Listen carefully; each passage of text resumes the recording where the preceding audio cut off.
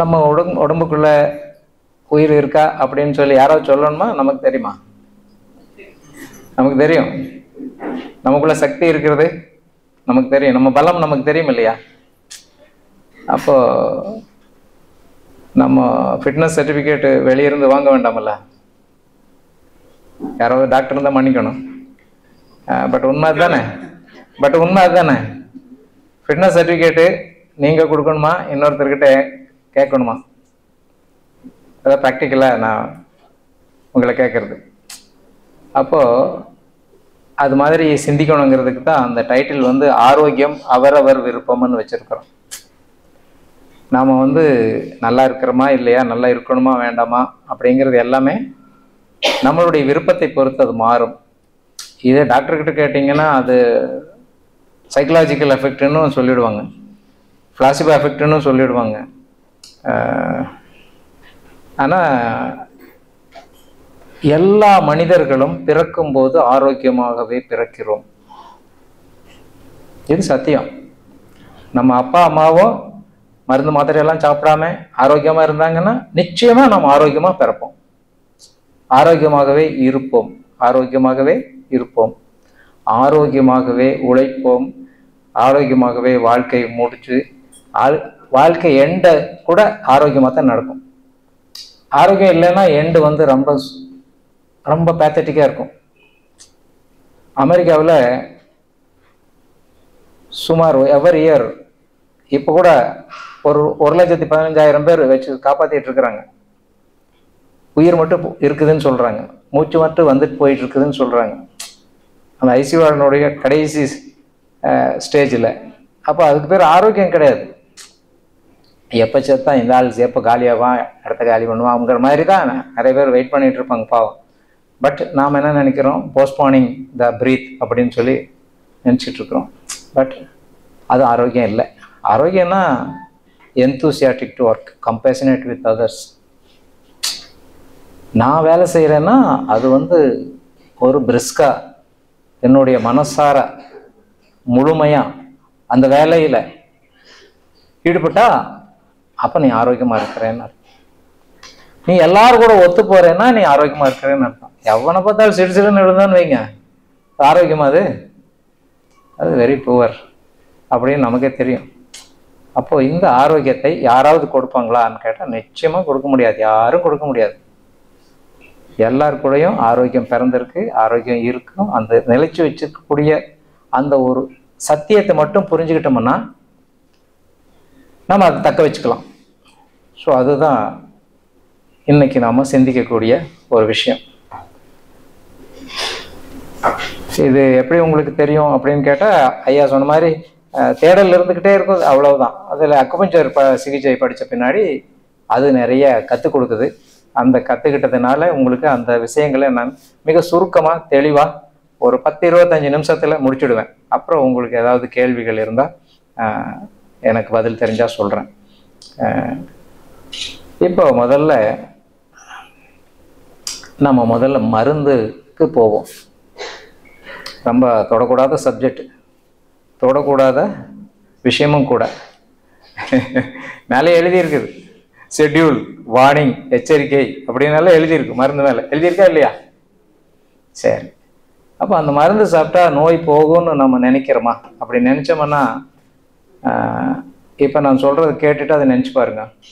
அந்த மருந்துனா டாக்ஸிக், அந்த மருந்துனா விஷம், அந்த மருந்துனா நீ குடும்பத்தோட சாப்பிடக்கூடாது. உனக்கு கொடுத்துருந்தா என்ன டோசேஜோ அதுதான் சாப்பிடணும். இப்போல்லாம் அந்த புர்ஜ் கலிஃபா அளவுக்கு ஒரு பர்டிகுலர் மருந்து வாங்கி சாப்பிட்டாங்க இந்தியாவில் அப்படின்னு எல்லாம் நம்ம நியூஸில் படித்தோம். பட் அவங்க நிலைமையில என்ன ஆயிருக்குன்னு பின்னாடி தான் பார்க்கணும், அது அவங்களுக்கே தெரியாது. அப்போது ஒரு டாக்ஸிக் உள்ளே போச்சுன்னா என்ன நடக்கும் அப்படின்னா, நம்ம உயிர் சக்தி வந்து பலவீனமாயிடும், நம்மளுடைய சென்சேஷன் போயிடும், பர்செப்ஷன் போயிடும். இப்படி போகிறத நம்ம குணமாகுது அப்படின்னு எப்போவாது நினைக்க முடியுமா? சுகமாகும் அப்படின்னு நம்ம நினைக்க முடியுமான்னு கேட்குறேன் நான். எந்த மாதிரி தான் இருக்கட்டும். இதுக்கு நான் சொல்கிறத விட டாக்டர் B.M. மெக்டேனுடைய கோட் சொன்னால் நம்ம நல்லா இருக்கும்னு நினைக்கிறேன். அவர் யாருன்னா பத்ம விபூஷன், கார்டியாலஜிஸ்ட், இருதய சிகிச்சை நிபுணர் அப்படின்னு சொல்லுவார். அவர் என்ன சொல்லுவார், even if you get heart attack don't come to me, any one of my medicine will kill you 95%ங்கிறார். So if you stay in your home there is a chance to live on 95%. நீ வீட்டில் இருந்துட்டீன்னா திண்ணமலைப்படுத்திட்டீன்னாக்கன்னா 95% சாகிறதுக்கான வாய்ப்பு இல்லை. ஆனால் நான் கொடுக்குற விஷம், எலிக்கு கொடுக்குற விஷம் தான் நான் உங்களுக்கு கொடுக்க போகிறேன். அதையும் தாண்டி நீ பொழைச்சிட்டேன்னா நான் நெஞ்ச தட்டிக்குவேன், நான் தான் காப்பாத்தினேன்னு சொல்லி. பட் ஆக்சுவலி உன்னோட வைட்டாலிட்டி, உன்னோட உயிர் சக்தி உன்னை பாதுகாத்தது அப்படின்னு அவர் சொல்றார். இதுல என்ன உண்மை, என்ன ரகசியம் இருக்குதுன்னா, ஒரு ரகசியமே இல்லை. எந்த ஒரு விஷத்தை சாப்பிட்டாலும் நான் நல்லா இருப்பேன்னு நினைக்கிறது அறிவுபூர்வமான விஷயம் கிடையாது. அவ்வளவுதான், அந்த அளவுக்கு நினைச்சுக்கிட்டா போதும்.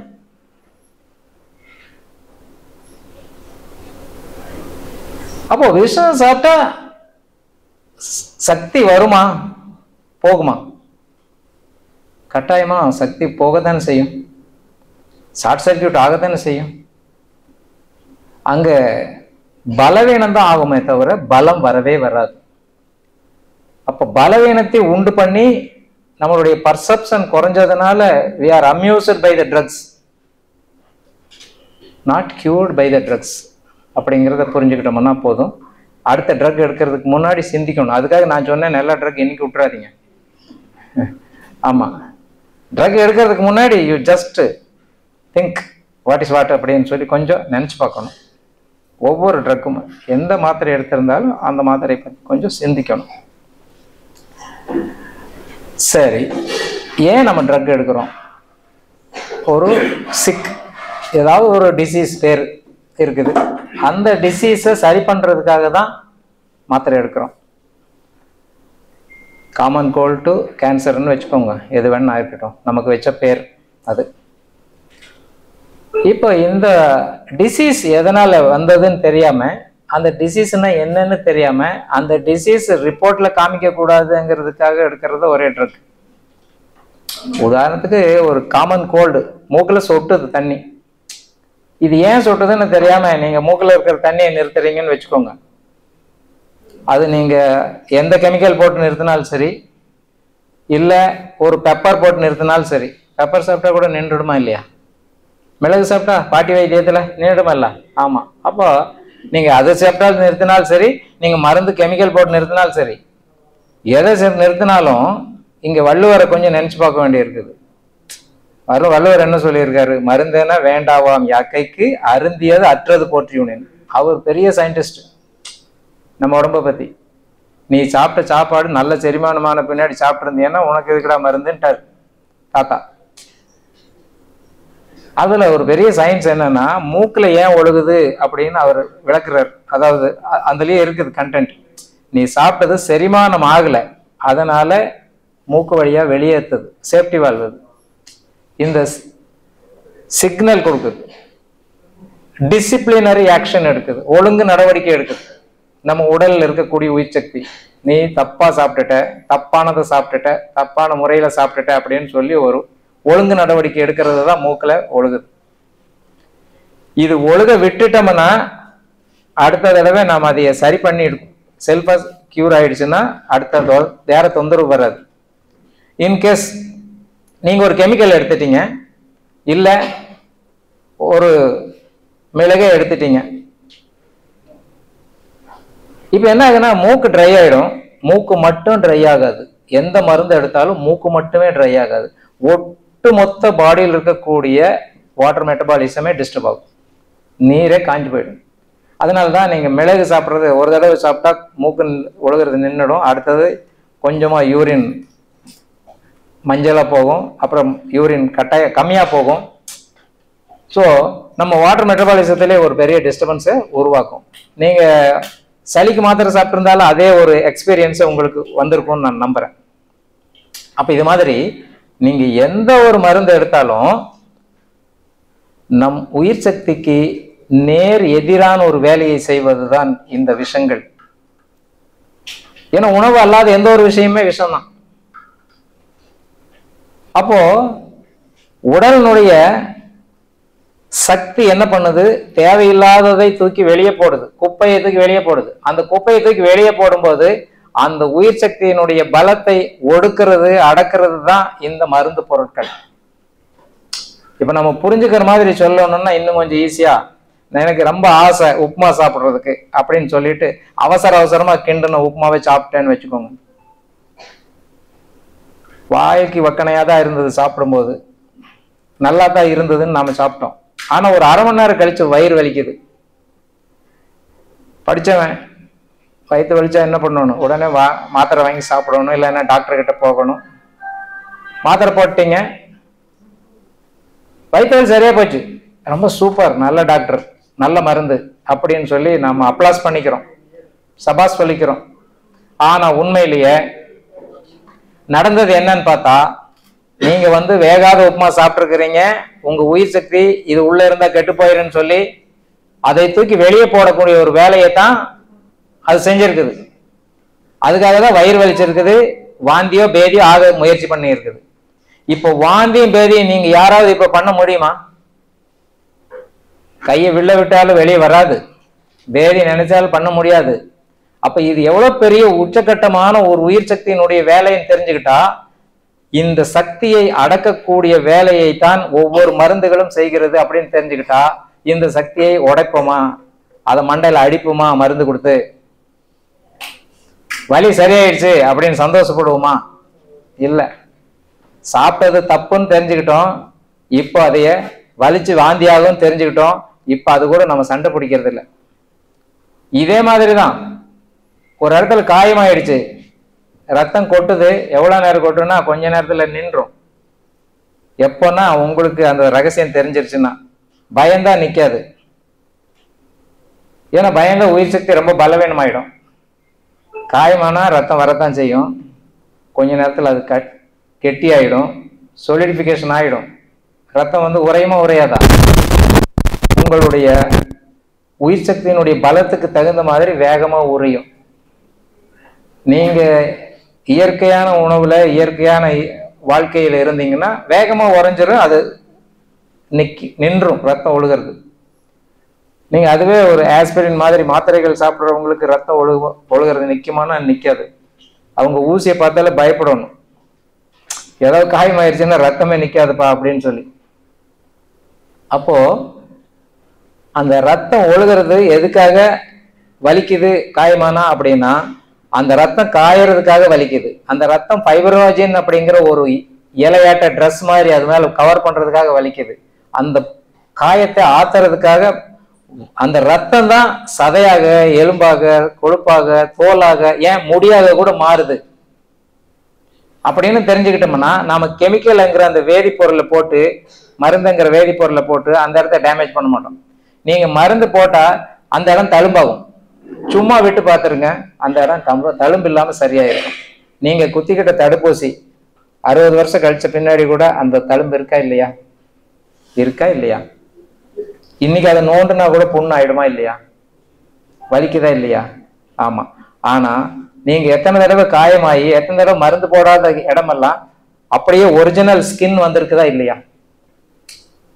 இதுதான் நம்ம உடம்புல இருக்கக்கூடிய ஒரு உயிர் சக்தியினுடைய மிகப்பெரிய அளப்பரிய ஆற்றல். அதுக்கு அளவே கிடையாது அந்த அறிவுக்கு. அது நம்மளால் அது முடியாது. ஆனா அதை தடுக்க முடியும் இந்த மாதிரி கெமிக்கல் போட்டு. அந்த கெமிக்கல் தான் நாம நினைச்சுக்கிட்டு இருக்கிற மருந்து, நம் நோய்களை எல்லாம் தடுக்கிறது அப்படின்னு நமக்கு கற்பிதம் கொடுக்கிறது. ஆனா அந்த கற்பிதத்தை நல்லா தெரிஞ்சுக்கிட்டோம்னா இன்னும் கொஞ்சம் ஆழமா என்ன செய்யணும்னு நமக்கு ஒரு ஐடியா தெரிஞ்சிடும். அப்படி என்ன கத்துக்கணும் அப்படின்னா, நாம எல்லா நோய்க்கும் மருந்து இருக்கு அப்படின்னு நம்ம ஒரு பேச்சுவாக்கில் வச்சிருக்கிறோம். நம்ம ரோட்ல போய் கேட்டா கூட தலைவலிக்கு 4 மருந்து சொல்ற ஆளுகள்லாம் நிறைய பேர் இருக்கிறாங்க. எந்த தொந்தரவு இருந்தாலும் மருந்து அப்படியே வாய் திறந்தா மருந்தா வரும் அப்படியெல்லாம் சொல்றவங்க எல்லாம் கூட எக்ஸ்பர்ட்டுகளா இருக்கத்தான் செய்யறாங்க. ஆனா சட்டம் என்ன சொல்லுதுன்னு சொல்லி எத்தனை பேருக்கு நமக்கு தெரியல. 51J schedule drugs and cosmetic ஆக்ட்னு ஒரு சட்டம் இருக்குது. இப்ப சட்டம் ஏற்றவங்க எல்லாம் மிகப்பெரிய வல்லுநர்கள், மிகப்பெரிய அறிவாளிகள், மிகப்பெரிய ஆராய்ச்சியாளர்கள் அப்படின்னு நமக்கு தெரியும். மக்கள் நலன் கருதி தான் எந்த ஒரு சட்டமும் இயற்றப்படுகிறது அப்படின்னு தெரியும். அப்படி ஒரு சட்டம் 51J schedule drugs and cosmetic act அப்படிங்கிற சட்டம் என்ன சொல்லுதுன்னா 51 நோய்களை பட்டியலிடுது. என்னென்ன? சளியிலிருந்து சளி, asthma, BP, thyroid, cervical spondylitis, lumbar spondylitis, arthritis, appendicitis, tonsillitis, psoriasis, இப்படி கேன்சர் வரைக்கும் 51 நோயை கணக்கெடுத்துட்டு இந்த நோயையெல்லாம் யாராவது மருந்து கொடுத்து சரி பண்ணிடுவேன்னு சொன்னா அது அப்பன்ஸு, குற்றம்னு சொல்லுது. ஏன் அப்படி சொல்லுது அப்படின்னா நோய் என்கிறது உடம்பினுடைய பலவீனம். எல்லாரும் ஒத்துக்கிறீங்களா இல்லையா? நோய்னா பலவீனம் தானே. பலமா இருந்தா நோய் வராதுல்ல, பலவீனம் தானே நோய். அப்ப அந்த பலவீனத்தை மீட் அவுட் பண்றதுக்கு பாய்சன் சாப்பிட்டா மீட் அவுட் ஆகுமா?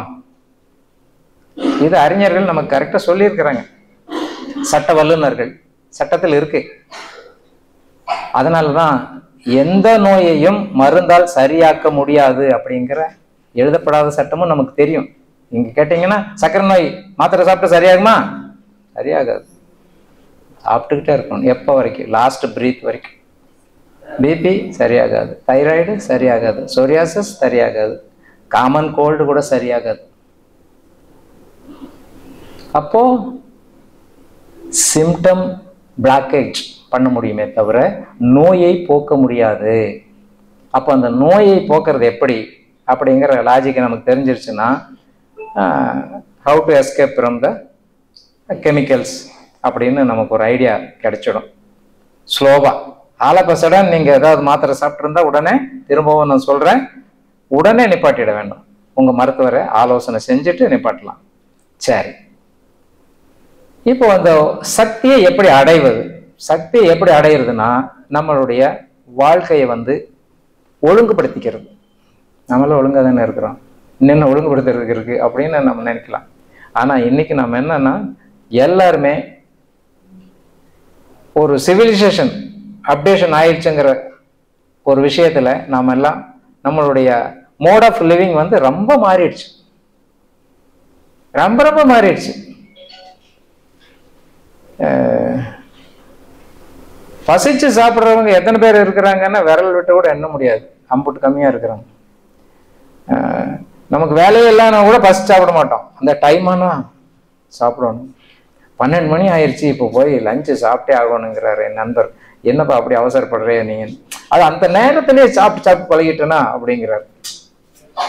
அப்போ அந்த நேரத்துக்கு சாப்பிட்றது அல்ல பசிங்கிறது, அந்த உயிரினுடைய உடலினுடைய உணர்வினுடைய தேவை. அப்ப அந்த தேவையை மீட் அவுட் பண்றது தான் பசி. அப்போ பசிச்சு சாப்பிட்டா தான் இப்ப நான் நாளைக்கு இங்க யாரையும் நீங்க கண்டுக்க மாட்டீங்க, யாரா நீன்னு கேட்பீங்க. அது மாதிரி வரவேற்கிறது. பசிங்கிறது நம்மை வார்ம் வெல்கம் பண்றது. அடுத்தது ருசி. நாம் எல்லாம் எப்படி சாப்பிட்றோம்னா 90% மக்கள் ஒன்று டைனிங் ஹாலில் டிவி இருக்கும், இல்லைன்னா டிவி இருக்கிற ஹாலுக்கு டைனிங் ஹால் ஆயிடும். உண்டா இல்லையா? கண்டிப்பா அப்படித்தான் இருக்குது. ஏன் அப்படி சாப்பிட்டா என்ன அப்படின்னு நீங்க கேட்கறது எனக்கு புரியுது. சாப்பாடுங்கிறது நாம மாறக்கூடிய ஒரு பொருள், அதை தன் வயமாக்கக்கூடிய ஒரு விஷயம் நமக்குள்ள நடக்குது. கொஞ்ச நேரம் மாம்பழமா இருந்தது, இன்னும் கொஞ்ச நேரம் ஆன பின்னாடி அது என்னுடைய ரத்தமா, என்னுடைய சதையா, என்னுடைய எல்லாமுமா மாறப்போகுது. அதானே உண்மை. அப்போ இதுல ஏதோ பிசிக்கலா மட்டும் நடக்கிறது இல்லை, அதுக்கு பயோகெமிஸ்ட்ரின்னு சொல்லுவாங்க. உயிர் வேதியியல் மாற்றம் நடக்கணும். அந்த உயிர் வேதியியல் மாற்றம் நடக்கணும்னா நீங்க உணர்வோடு சாப்பிடணும், சுவைச்சு சாப்பிடணும். மெக்கானிக்கலா சாப்பிட்டா அது நடக்கிறது இல்லைன்னு சொல்லி ரிசர்ச் சொல்லுது. அப்ப சுவைச்சாதான் உமிழ் நீருங்கிறது சுரக்குமா சுரக்காதான்? ஆமா. இப்ப நீங்க சுவைச்சு சாப்பிட்டுட்டு இருக்கும்போது உமிழ் நீர் சுரக்குது. இன் பிட்வீன் நீங்க டிவி பார்த்துட்டு இருக்கிறீங்க, அந்த டிவியில ஒரு பணம் போகுது. அந்த பணம் போகும்போது அங்க இருக்கிறவங்க அழுவாங்களா இல்லையா? நமக்கும் ஒரு மாதிரி கண் கலங்குமா கலங்காதான்? இப்ப கண் கலங்குனா வாயில் உமிழ்நீர் வராது. நம்ம உடம்புல ஒரு இடத்துல செக்ரீஷன், ஒரு ஜலம் சுரந்ததுன்னா இன்னொரு இடத்துல சுரக்காது. இது நேச்சர். அதனால தான் ஏழை வீட்டில் போய் சாப்பிட முடியாது. சாப்பிட முடியுமா? பசிக்காது, கண்ணீர் தான் வரும், தொண்டை அடைக்கும், துக்கம். அப்போ செக்ரேஷன் நின்றுச்சு. ஆனால் மெக்கானிக்கலா பிளேட்ல இருந்து வாய்க்கு கை போகுது, வாயிலிருந்து சாப்பாடு மெக்கானிக்கலா வயிற்று பைக்கு போயிடுது. எப்போ நிறைஞ்சதுன்னு ஒன்றும் தெரியாது. பிளேட் காலியாச்சுன்னா நிறைஞ்சு வச்சுன்னு நினச்சிட்டு நம்ம கையை கழுவிட்டு வந்துடுறோம். அப்போ எப்படி சாப்பிடணும்? ஒரு 10 நிமிஷம் 15 நிமிஷம் சாப்பிடுவோமா உட்காந்து பொறுமையா. இதெல்லாம் நம்ம பண்ணினது தான், இன்னைக்கு பண்ணுறது இல்லை, அவ்வளோதான் விஷயம். இதெல்லாம் பண்ணலைன்னாலாம் சொல்ல முடியாது. அப்பா அம்மா நமக்கு சொல்லி கொடுத்துருக்குறாங்க, பெரியவங்க சொல்லி கொடுத்துருக்குறாங்க. சாப்பிடும்போது ப்ரேயர் பண்ணிட்டு சாப்பிடு, அமைதியாக உட்காந்து சாப்பிடு, பேசாமல் சாப்பிடு. இதெல்லாம் நீங்களே சொல்லியிருப்பீங்க உங்கள் குழந்தைகளுக்கு. சொல்லியிருக்கீங்களா இல்லையா? ஆனால் அதில் இவ்வளோ அர்த்தம் இருக்குதுன்னு நீங்கள் இன்னைக்கு புரிஞ்சுக்கிட்டீங்களா இல்லையா? உங்களுக்கு அந்த அர்த்தமெல்லாம் தெரிஞ்சிருக்கும். ஆனாலும் இன்னைக்கு என்ன ஆச்சுன்னா எல்லாரும் எப்படி அப்படித்தான் நாம அப்படின்னு நினைச்சுக்கிட்டோம். அப்ப எல்லார் மாதிரி இல்லை. நாம நம்ம அறிவால நாம நமக்காக நாம சரியான விஷயத்தை செய்யணும் அப்படிங்கிற அந்த ஒரு தீர்மானத்தை இன்னைக்கு நம்ம எடுத்துக்கலாமா? எடுத்துக்கணும். அப்பதான் நாம நம்ம சார்ந்தவர்கள் சுகமா இருக்க முடியும். அடுத்தது, நாம சாப்பிட்ற உணவு தரமானதா இருக்கணுமா வேண்டாமா? அப்பதான் முழுமையா செரிமானம் ஆகும். 100% செரிக்கணும் அப்படின்னா தரமான உணவா இருக்கணும். ஒரு பழம் சாப்பிட்டா 1 மணி நேரம் 1.5 மணி நேரத்துல அது ஜீரணமாகி எந்த தொந்தரவும் இல்லாம ஹாப்பியா இருக்குது. ஒரு முருகலா ஒரு ரோஸ் சாப்பிடலாம் அப்படின்னு சாப்பிட்டீங்கன்னா 1/2 மணி நேரத்திலேயே ஒரு 2 பாட்டில் தண்ணி வேணும், தாகமாகுது, தண்ணியை குடிச்சிட்டு அப்படியே கண்ணெல்லாம் சொக்குது, கொஞ்ச நேரம் படுத்தா பரவாயில்லங்குது. சாப்பிட்ட பின்னாடி சக்தி வரணுமா சக்தி போகணுமா? சக்தி வரணும். அப்ப சக்தி வரணும்னா செரிமானம் சரியாக ஆகணும். அப்ப செரிமானம் சரியாக ஆகணும்னா நாம சாப்பிட்ற உணவு தரமானதாக இருக்கணும் அப்படின்னு நமக்கு தெரியும் தானே? அப்ப என்ன நீங்க சொல்றது பார்த்தா இனிமேல் தோசை சாப்பிட விட மாட்டீங்க. பெண்கள் எல்லாம் இப்ப அப்படித்தான் நினைக்கிறாங்க. எவ்வளவு சிம்பிளா பண்ணிட்டு இருந்தோம் ஐயா, இனிமேல் அதுக்கு ஆப் வச்சிருவீங்களாட்டு இருக்குது அப்படின்னு. நான் சொல்றது கவனிச்சு பார்த்துட்டு அப்புறம் நீங்க அது பண்ணலாமா வேண்டாமா நீங்களே முடிவு பண்ணுங்க. அதாவது நான் எங்க தோட்டத்துல இருந்து தேங்காய் எடுத்துட்டு வரேன். நீங்க நிறைய பேர் தோட்டம் எல்லாம் வச்சிருப்பீங்கன்னு நம்புறேன். இல்லைனாலும் பார்த்துருப்பீங்க. தேங்காயை மட்டை வாங்காம கொண்டாந்து வீட்டில் வச்சோம்னா 1 வருஷம் கழிச்சு உடைச்சு பார்த்தாலும் அந்த தேங்காய் ரொம்ப டேஸ்டா இருக்கும், ஒன்றும் ஆகாது மட்டையோட இருந்தா. மட்டையை நீக்கிட்டோம்னா 1 வாரம் 10 நாள்ல அது கிராக் விட்டு உள்ள பூசணம் பிடிச்சிடும். தேங்காயை ஆட்டி வச்சாச்சுன்னா சட்னியா 2 நாள் வச்சிருக்கலாமா? 3 மணி நேரத்துல கெட்டு போயிடுமில்ல? இப்ப சொல்லுங்க, நீங்க சாப்பாடுன்னா அரிசியை சுத்தமா கழுவிட்டு நீங்க ஆக்குனீங்க சாப்பாட்டுக்கு. மாவு சப்பாத்தின்னா நீங்க வாங்கிட்டு வந்த மாவை நல்லா சுத்தமா கழுவ முடியுமா? அதையே நான் கழுவணும் அப்படின்னா அதை அரைக்கும் போது புழு வரக்கூடாது, பூச்சி வரக்கூடாதுன்னு ப்ரிசர்வேட்டிவ் மெட்டீரியல்ஸ், கெமிக்கல்ஸ் சேர்த்துவாங்க. இப்ப நீங்க ப்ரிசர்வேட்டிவை கழுவ முடியுமா? இப்ப அரைச்சு வச்ச தானியம், இந்த அரைச்சு வச்ச தானியத்தை 2 நாள் வச்சிருந்தோம்னா அது நொதித்தல் ஏற்படும். நொதித்தல் ஏற்படுதா இல்லையா? ரொம்ப பழக்கம் இல்லாதவங்க இட்லி மாவு அரைச்சு வச்சிருந்தாங்கன்னா, சட்டி நிறைய அரைச்சு வச்சாங்கன்னா காலையில அதுவா தோசை சுட்டுரும் வெளியே. எக்ஸ்பீரியன்ஸ் இருக்கா இல்லையா? அதாவது நொதிக்கும். அந்த நொதிக்கிறதுங்கிறது கெடுறதுனுடைய ஃபர்ஸ்ட் ஸ்டேஜ். அப்ப கெட்டு போனதை நாம மோந்து பார்த்துட்டு ஃப்ரிட்ஜில் வச்சுட்டு எனக்கு வாசமெல்லாம் தெரியலன்னு நினைச்சுக்கிட்டு நாம சுட்டு சாப்பிட்டுக்கிட்டே இருப்போம். நீங்க சாப்பிட்ட உணவு தரமானதா இல்லையாங்கிறத உங்க சிஸ்டம் உங்களுக்கு அப்பப்போ இன்ஃபார்ம் பண்ணும். நீங்க எப்படி ரோஸ்ட்டு, பிரியாணி இதெல்லாம் சாப்பிட்டா நிறைய தண்ணி கேட்குதோ அதெல்லாம் என்ன அர்த்தம்? நீ சாப்பிட்டதெல்லாம் குப்பை, கழுவி விடுன்னு சொல்லுது. நீங்கள் நல்லா சாம்பார் சாதம் சுவையாக பொறுமையாக சாப்பிட்டு பாருங்கள். 3 மணி நேரம் 2.5 மணி நேரத்துக்கு உங்களுக்கு தாகமே வராது. நீங்கள் அதுக்கு பப்படாலாம் கடிச்சிக்கிட்டா வரும். நான் சொல்கிறது ஆமாம், தூய்மையான உணவு, எளிமையாக செரிமானம் ஆகக்கூடிய உணவாக நம்ம சாப்பிட்டோம்னா ஒன்றும் தண்ணியே கேட்காது. ஒரு 2 மணி நேரம் 3 மணி நேரம் ஆனால் நீங்கள் தேவைன்னா சாப்பிட்லாம்ங்கிற மாதிரி தான் இருக்கும். அப்படின்னு என்ன அர்த்தம்னா, நீங்கள் சாப்பிட்ட உணவு செரிமானத்தில் நன்றாக செட் ஆயிடுச்சுன்னு அர்த்தம். அப்போ அதனால்தான் மாவு நோவுங்கிறான். கெட்டு போனா நோவு தானே, எந்த மாவா இருந்தாலும் சரி. நீங்க சொல்லலாம் சப்பாத்தி மாவு சாப்பிட்டா சக்கரை நோய் போகுதுன்னு சொல்லியிருக்காங்க எல்லாரும், நீங்க என்ன நீங்க மாவு வேண்டாங்கிறீங்க? சப்பாத்தி மாவு சாப்பிட்டு யாருக்காவது சக்கரை நோய் போயிருக்கிறத நீங்க பார்த்துருக்கிறீங்களா? நான் பார்த்ததில்லை. யாராவது பார்த்துருக்கீங்களா?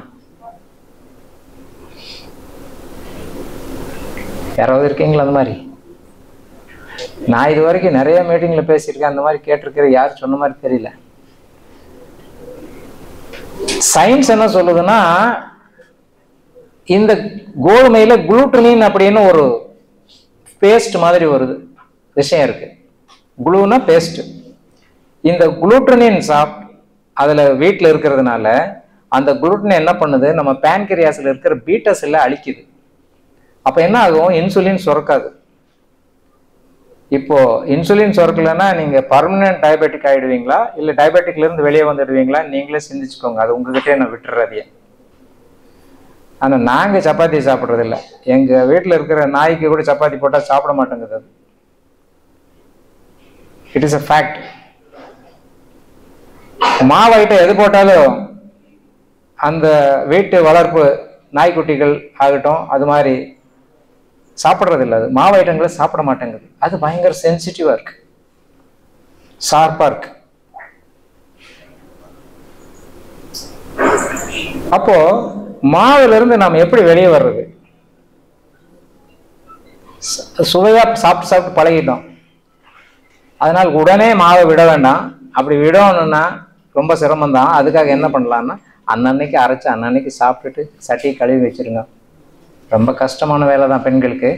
பட் இருந்தாலும் நமக்கு ஆரோக்கியம் தான் முக்கியம். இங்க காம்ப்ரமைஸ் பண்ணிக்கிறதுக்கு ஒண்ணுமே இல்லை. நம்ம வாழ்றது சுகமா இருக்கிறதுக்கு. அப்ப சுகமா இருக்கிறதுக்கு சுகமான உணவை சாப்பிட வேண்டியது தானே. இன்னொன்னு ஸ்கல்பிரேட் என்ன இருக்குதுன்னா, நம்ம எல்லாம் ரொம்ப காலமா நமக்கெல்லாம் என்ன சொல்லி வளர்த்திருக்கிறாங்கன்னா, தூங்கும்போது ஒரு டம்ளர் பெரிய பால் டம்ளர்ல பால் குடிச்சிட்டு சாப்பிடணும், தூங்கிடணும். ஒவ்வொரு உணவும் பால் இருக்கணும், பாலில் தான் புரோட்டீன் இருக்கு, உனக்கு எல்லாமே இருக்கு, அப்படியெல்லாம் சொல்லி சொல்லி நமக்கு பால் இல்லாத சாப்பாடே கிடையாதுங்கிற மாதிரி வச்சிருக்கிறோம். நமக்கும் தயிர் ஊற்றி ஒரு அடி அடித்தாதான் கரெக்டாக கடைசியாக ஃபினிஷ் பண்ண மாதிரி இருக்குது அப்படின்னு ஒரு மைண்ட் செட் எல்லாருக்கும் இருக்கு. வெள்ளையா இருந்தால் உணவு நல்லா இருக்கு அப்படின்னு ஒரு மைண்ட் செட் இருக்கு. சரி, அந்த பால் என்ன அவ்வளவு தப்பா அப்படின்னு நீங்க நினைச்சீங்கன்னா, பிராக்டிக்கலா எடுத்துக்கோங்க. பாலை ஒரு வாரம் விட்டு பாருங்க. பால் சார்ந்த பொருள் ஒரு வாரம் விட்டு பாருங்க. உங்க பசி, உங்க ருசி, உங்க தூக்கம், உங்க பிரிஸ்க்னஸ் எல்லாமே மாறும். எல்லாமே மாறும். இது பிராக்டிக்கல் சயின்ஸா. பால்ல கேசின்ங்கிற ஒரு ஜெல், ஒரு திரவம் இருக்கு, வலுவழுப்பா இருக்கு. இதை நீங்க எப்படி பார்க்கலாம்னா, அந்த சயின்ஸை பால் டம்ளரை 2 நாள் கழுவாம வச்சுட்டு கழுவுனீங்கன்னா சீக்கிரம் கிளீன் பண்ண முடியாது. அது சுடுதண்ணி போட்டு கழுவணும். அது மாதிரி ஒரு ஜெல்லு நம்ம குடல்ல போய் ஒட்டிடுச்சுன்னா குடல்ல அந்த ஈர்ப்பு திறன் கம்மியாயிடும். உட்கிரகித்தல் நடக்காது, சரியா ஜீரணம் ஒழுங்கா நடக்காது. ஜீரணம் ஒழுங்கா நடக்கலன்னா ஜீரண கோளாறு வந்துடுமா இல்லையா? அப்புறம் பர்ப் வந்துகிட்டே இருக்கும், இல்லைன்னா கேஸ் போயிட்டே இருக்கும், இல்லைன்னா மூச்சு அடைச்ச மாதிரி இருக்கும். இதெல்லாம் இன்டைஜஷன். இது சயின்ஸ். கேசின்ங்கிறது காமன் கோல்ட் டு கேன்சர் வரைக்கும் உண்டாக்கும் அப்படின்னு சொல்லி சயின்ஸ் சொல்லுது. அடுத்தது வரலாறு என்ன சொல்லுதுன்னு பார்ப்போம். வரலாறுன்னா ரொம்ப பயந்துக்காதீங்க, பானிபட் போறதா சொல்லிடுவாங்க.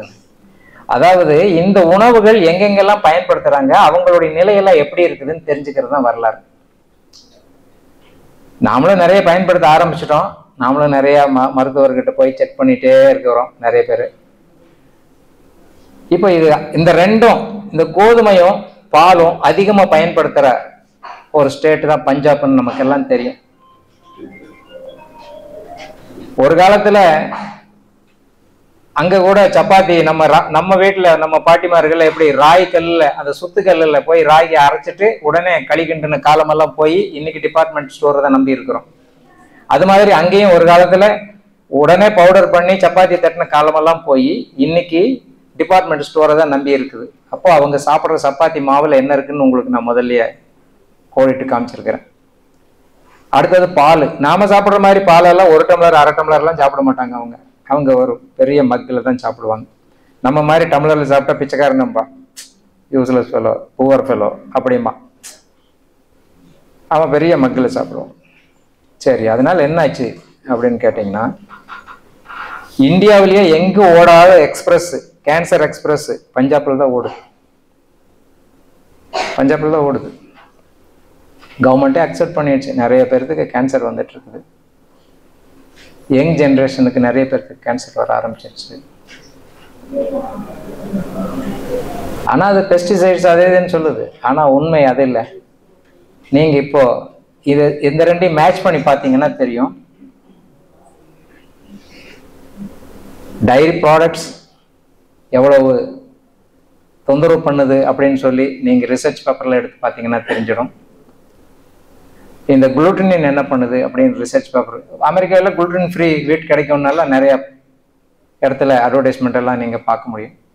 உங்க நண்பர்களை கேட்டால் சொல்லுவாங்க அங்க போறவங்களை. அப்போ அந்த குளுட்டனின் என்ன பண்ணுதுன்னு தெரிஞ்சுக்கிட்டோம்னா நம்ம அதுல இருந்து நாம எப்படி விளக்கிக்கிறது, இந்த 3 ரகசியத்தை புரிஞ்சுக்கணும். ப்ராக்டிக்கலா, சயின்ஸா, ஹிஸ்டாரிக்கலா நம்ம தெரிஞ்சுக்கிட்டோம்னா நாம எப்படி சேஃபா இதுல இருந்து வெளியே வர்றது. சரி, அப்ப இதெல்லாம் விட்டுட்டா வேற என்னதான் சாப்பிட முடியும், எதான் சாப்பிட்றது அப்படின்னு உங்களுக்குள்ள பெரிய கேள்வி வரும். இதுல சாதம் 4ஆம் தர உணவு. நம்ம சாப்பிட்ற உணவுல அதிகபட்சம் சாதம் எடுத்துக்கலாம். அதை விட ஜாஸ்தியா நல்லபடி இருக்கணும்னா கீரைகள் நிறைய சேர்த்திக்கலாம். இன்னும் ரொம்ப நல்லதா சாப்பிடணும் அப்படின்னா வெஜிடபிள் சாலட்ஸா நிறைய சாப்பிடலாம். அது கூட நம்ம ஏரியாவில் விளையிற வெஜிடபிள்ஸா இருக்கணும். அதாவது ஒரு 300 கிலோமீட்டர்ஸ் டயாவுக்குள்ள கிடைக்கணும். வெளிநாட்டில இருந்து இறக்குமதி பண்ணினதெல்லாம். அதுக்கு மேல நல்லதா சாப்பிடணும் அப்படின்னா சீசனல் ஃப்ரூட்ஸ், அந்தந்த சீசன்ல விளையக்கூடிய பழ வகைகள். இதுதான் த ரிச்சஸ்ட் டயட். கடைசியா சொன்னது பழங்கள். பழங்கள் பலம் தரும். நோயை போக்குவதற்கு பழங்கள் தான். அதனால்தான் எல்லா கவர்மெண்ட் ஹாஸ்பிட்டல் முன்னாடி பழக்கடை. இது ஒண்ணு இன்னைக்கு வைக்கல, 18ஆம் நூற்றாண்டுல இருக்குது. ஹிஸ்டரி சொல்லுது. இன்னொரு விஷயம் இருக்குது பழத்தை பத்தி, நான் அப்புறம் சொல்றேன். அப்போ இது நம்ம கிட்ட பழக்கம் இருந்தது. யார் உடம்பு சரியில்லைனாலும் பை நிறைய பழம் வாங்கிட்டு போய் கொடுத்த பழக்கம் நம்ம கிட்ட இருந்தது. இன்னைக்கு வேற. அது ஒரு பாட்டில் ஒரு பவுடர் வாங்கிட்டு போய் கொடுப்போம். திரும்பி வந்துடாத, நீ அங்கேயே நாசமா போங்கிற மாதிரி. ஆமா, அது 2 ஸ்பூனுக்கு பதில் 4 ஸ்பூன் போட்டு சாப்பிட்டு பாருங்க, உங்களுக்கு ஒண்ணுக்கு வருதான்னு. நான் அப்படியே சாப்பிடுவேன்னு சாப்பிட்டு பாத்துருங்களேன் என்னதான் நடக்குதுன்னு. அப்ப தெரியும். அதுல இன்னும் சில வித்தியாசமான புழுதெல்லாம் போடுவாங்க பாருங்க அட்வர்டைஸ்மெண்ட்ல. எங்க பவுடரை சாப்பிட்டீங்கன்னா நீங்க வேகமா வளருவீங்க. ஜப்பான்காரனுக்கு கொண்டு போய் கொடு, வேகமா வளரட்டும். உள்ள தள்ளிடுவான்ல இப்படி எல்லாம் அட்வர்டைஸ்மெண்ட் பண்ணா. அப்போ ஒரு பொருளுக்கு எப்ப அட்வர்டைஸ்மெண்ட் பண்றாங்களோ அப்பவே தெரிஞ்சுக்கோங்க அதனுடைய உண்மைத்தன்மையை மறைப்பதற்காக 1000 பொய்கள் சொல்வார்கள் என்று. உணவுக்கு விளம்பரம் தேவையில்லை, ஆன்மீகத்துக்கு விளம்பரம் தேவையில்லை, மருத்துவத்துக்கு விளம்பரம் தேவையில்லை. இதெல்லாம் சத்தியமான விஷயங்கள். யாரெல்லாம் விளம்பரப்படுத்துறாங்களோ அவங்கள நீங்க விட்டு தள்ளி இருக்கணும். அது எதா இருந்தாலும் சரி. அவங்க பொருளை விற்கிறதுக்காக 1000 பொய்கள் வரும். அப்போ அதனுடைய உண்மைத்தன்மையை புரிஞ்சுக்கணும். அதனால் புரிஞ்சுக்கிட்டு இனிமேல் நாம் சாப்பிட்ற உணவில் பழங்கள் அதிகமாக இருக்கட்டும். ஆரம்பம் பழத்தில் இருக்கட்டும். காலை உணவு நீங்கள் சாப்பிட்றதுல பாதி பழமாக இருக்கட்டுமே. வெரைட்டியாக ஃப்ரூட்ஸாக கூட இருக்கட்டும். ஆனால் அது எல்லாமே புளிஞ்சா ஜூஸ் வர்ற பழங்களாக இருக்கட்டும். That will be good. ரொம்ப ரொம்ப நல்லது. ஜூஸி ஃப்ரூட்ஸ் மார்னிங், பாதி குக்குடு டயட்டாக இருக்கட்டும். மத்தியானம் சாயந்தரமும் வெஜிடபிள் சாலட்ஸு ஒரு பாதியும், சாப்பாடும் பாதியும், அதில் கீரைகள் இருக்கட்டும். இரவு vegetable salads with rice. In between nuts நிறைய எடுத்துக்கோங்க. நட்ஸுன்னா என்ன? கொட்டைகள். நிலக்கடலை ஒரு கொட்டை, அப்புறம் கேஷ்யூ நட்டு கூட ஒரு கொட்டை தான், பாதாம் கொட்டை தான். அவ்வளோவெல்லாம் காஸ்ட்லியாக போக வேண்டாம். இருக்கிறதுலையே த பெஸ்ட் நட் என்ன கேட்டிங்கன்னா அது coconut. The best nut. Everybody should consume கோகனட்னு நான் கெஞ்சுவேன் உங்களை. ஏன்னா நீங்கள் நல்லா இருக்கணும், இருக்கிற இளமையை தக்க வச்சுக்கணும்னு நான் சொல்லுவேன். எல்லாருக்கும் வேணுமா வேண்டாமா? அப்போ கண்டிப்பாக இன்னையிலிருந்து கோகனட் இல்லாத நாள் இருக்கக்கூடாது, கோகனட் இல்லாத உணவே இருக்கக்கூடாது. அதுக்காக அதை போட்டு வேக வச்சு நாசம் பண்ணக்கூடாது. நான் உங்களுக்கு சொல்லித்தர்றேன் எப்படி கோகனட்டை பயன்படுத்தணும்னு. அதுக்கும் வரலாறு இருக்குது, அதுக்கும் சயின்ஸ் இருக்குது. கோகனட்ல என்ன இருக்குது அப்படின்னு கேட்டா கொழுப்பு இருக்குதுன்னு நம்மளை பயமுறுத்தி வச்சிருக்கிறாங்க. இது ஏதோ உங்களுக்கு படிச்சவங்களுக்கு மட்டும் தெரியும் நினைச்சுட்டு இருக்காதீங்க. எங்க தோட்டத்தில் வேலை செய்யறான், அவன் பேப்பரை படிக்க தெரியாது, அவனுக்கு கூட தெரிஞ்சு வச்சிருக்கிறான். நான் தோட்டத்துக்கு போனா அவங்ககிட்ட கேட்பேன், இவ்வளோ தேங்காய் போட்டிருக்கிறீங்களாப்பா கீழே, டெய்லி ஒன்று உடைச்சி சாப்பிட்றா நல்ல நெஞ்சு குருதி அப்படின்னா அவன் என்ன சொல்லுவான் தெரியுமா? கொழுப்பு பொண்ணா, கொழுப்பு அப்படின்பா. யாருக்குடா கொழுப்புன்னு? அது தின்ன கொழுப்பு அவங்க செத்து போயிடுவாங்க அப்படிங்கிறான். எது வரைக்கும் போயிருக்குன்னு பார்த்தீங்களா? நாமளும் அப்படித்தான் பயந்துக்கிட்டே தேங்காயா வேண்டாம், ஹார்ட் அட்டாக் வந்துடும், கொழுப்பு வந்துடும் அப்படின்னு உங்களுக்குள்ள எல்லாரும் பயம் இருக்குதா இல்லையா? நெஞ்சத்தொட்டு சொல்லணும். பயம் இருக்குல்ல? இருக்கு. அந்த பயத்துக்கு இன்னைக்கு ஒரு கிளாரிட்டி தெரிஞ்சுக்குவோம். சரி, இது எந்த இடத்துல தேங்காய் அதிகமா பயன்படுத்துறாங்க அப்படின்னு பாத்தீங்கன்னா சிலோன்ல தான் ரொம்ப அதிகமா பயன்படுத்துறாங்க. சிலோன்ல என்ன சாப்பிட்டாலும் ஒரு பக்கெட் நிறைய தேங்காய் பால் கொண்டாந்து வச்சுடுவான். எல்லாரும் தேங்காய் பால் சாப்பிடுவாங்க. தேங்காய் பால் சாப்பிடாத ஒரு பையன் இருக்க மாட்டான். சரி, அதனால என்ன அவனுக்கு என்ன அப்படின்னு கேட்டீங்கன்னா, அவங்கள பார்த்து நீங்க உங்க வயசு என்ன அப்படின்னு கேட்டா அசந்து போயிடுவீங்க. நீங்க ஒரு கணக்கு வச்சிருப்பீங்க, இவருக்கு ஒரு 45 வயசு இருக்குமா அப்படின்னு நினைச்சுட்டே கேட்பீங்க. அவரு 70 வயசு ஆச்சுன்னு பாரு. ஆக்சுவலா வயசு ரொம்ப அதிகமா இருக்கும், ஆனா கம்மியா காமிக்கும். அந்த இளமையை தக்க வைக்கிற குணம் அதுக்கு இருக்குது. ஏன் அப்படி இருக்குதுன்னு சொல்லி சயின்ஸ் என்ன சொல்லுதுன்னா, சோடியம் மோனோலாரிக் ஆசிட் அப்படிங்கிற ஒரு பயோகெமிஸ்ட்ரி அதுல பயோகெமிக்கல் ப்ராடக்ட் அதுல இருக்குது. அது வேற எங்க இருக்குதுன்னு கேட்டீங்கன்னா, தாய்ப்பால்ல மட்டுமே இருக்கக்கூடிய அந்த சோடியம் லாரிக் ஆசிடு தேங்காயில மட்டும்தான் இருக்குது. அடுத்து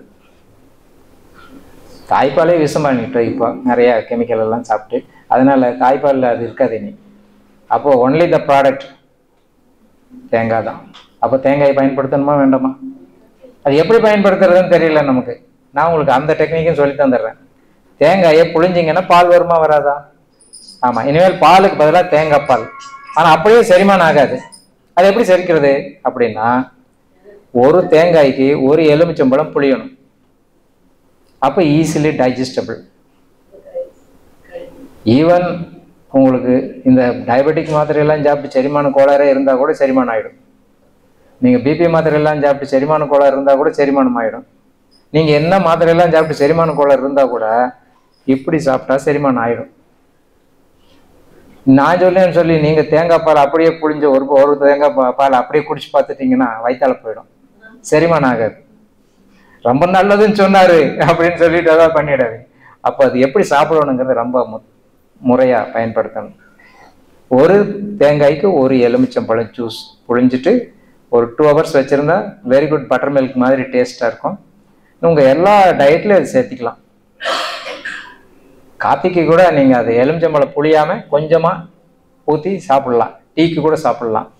அப்படி இனிமேல் ஏன்னா நீங்கள் பாலை நிப்பாட்டிட்டீங்கன்னா அப்புறம் வெள்ளை கலரில் சாப்பிட்றதுக்கு ஆசைப்படுவீங்களா, அதுக்காக நான் உங்களுக்கு டிப்ஸாக சொல்கிறேன். அப்போ இந்த சோடியம் மோனோலாரிக் ஆசிட் உங்கள் இளமையை தக்க வைப்பதற்காக, இளமையை தக்க வைக்கிறதுன்னு என்ன அர்த்தம், உங்கள் ஹெல்த்தை ரீகெயின் பண்ணிக்கலாம், அப்படியே மெயின்டைன் பண்ணிக்கலாம். உங்கள் ஆரோக்கியம் எப்படி தக்க வைக்க முடியும், உங்களுக்கு பலம் இருந்தால் தானே ஆரோக்கியம். பலவீனம் ஆயிடுச்சுன்னா நோய் தானே.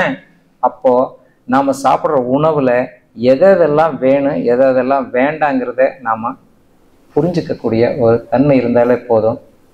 இதெல்லாம் சேர்த்தனாலே போதும்.